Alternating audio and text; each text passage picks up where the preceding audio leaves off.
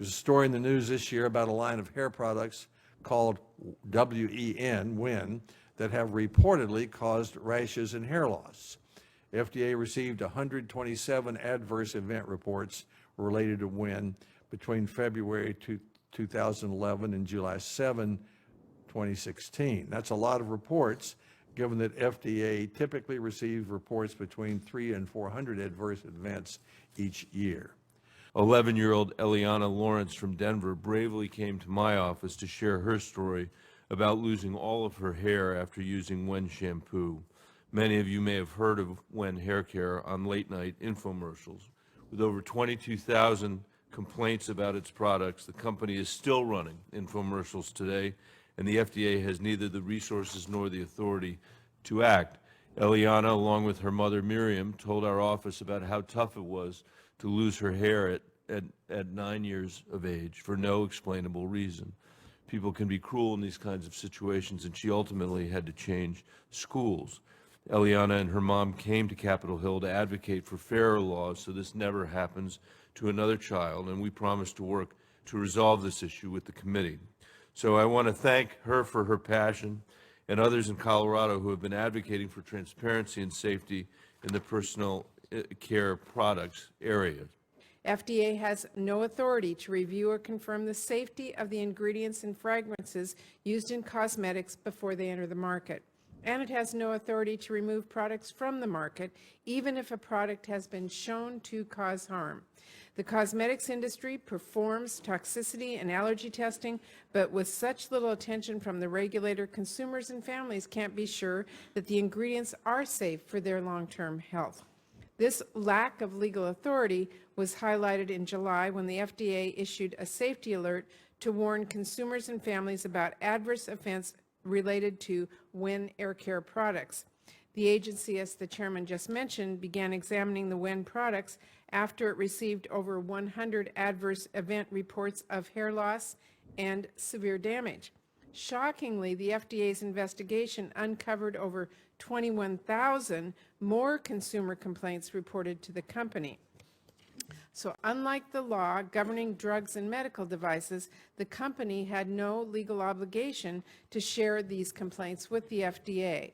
And even now, after the FDA is aware of these complaints, the agency doesn't have the authority to remove the products from the market. As of this morning, even after the FDA safety alert and press coverage of hair loss issues, the WEN website makes no clear mention of the potential side effects of their products to allow consumers and families to make an informed choice. So this is an issue that affects everyone. Millions of consumers and families purchase cosmetics and personal care products believing the FDA is reviewing and monitoring the ingredients. This lack of oversight is especially concerning for women and children who are more sensitive to exposure to chemicals. Last week, I got to spend a day on Capitol Hill with one of the users of WEN shampoo, a very brave little girl named Eliana, the little girl you've heard about. Only weeks after she started using Chaz Dean's WEN shampoo, Eliana lost all of her hair, even her eyelashes.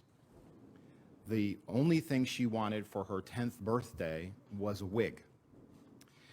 To ensure the safety of these products, we believe FDA should have the authority to quickly review and, if warranted, restrict chemicals of greatest concern.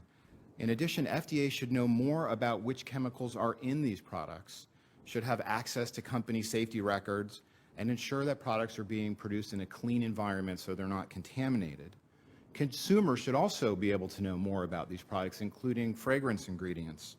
And when products do harm consumers, as it did in the case of Eliana, companies should be required to quickly notify FDA.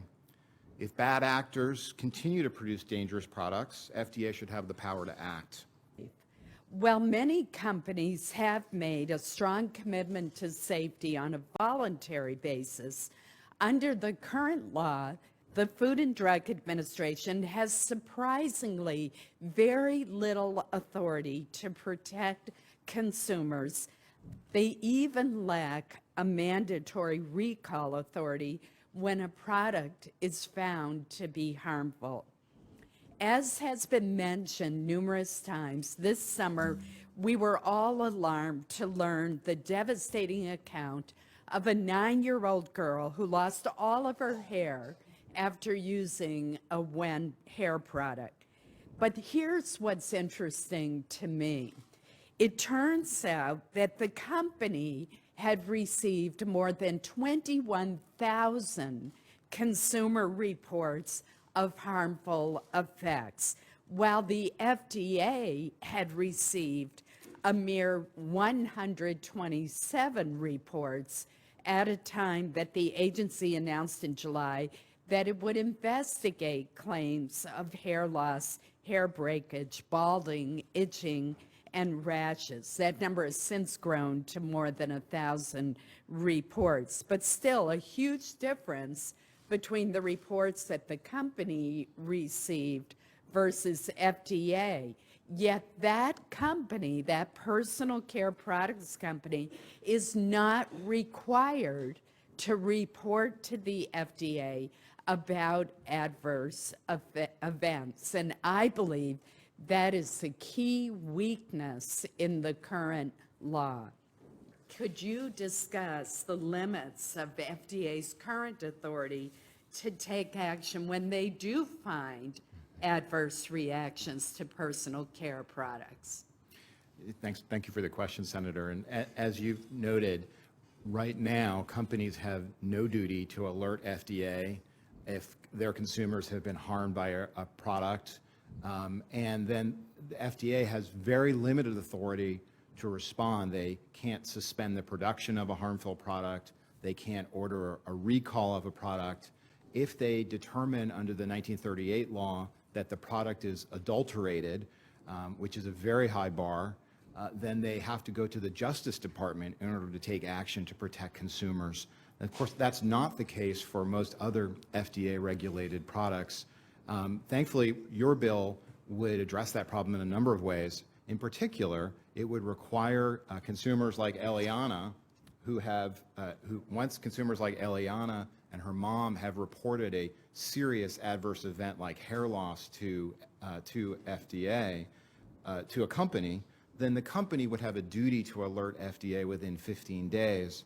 For less serious adverse events, the company would annually report those adverse events to FDA, and that would allow FDA to look for patterns that might help companies, large and small, recognize that there might be a chemical or another ingredient that's causing less serious harms.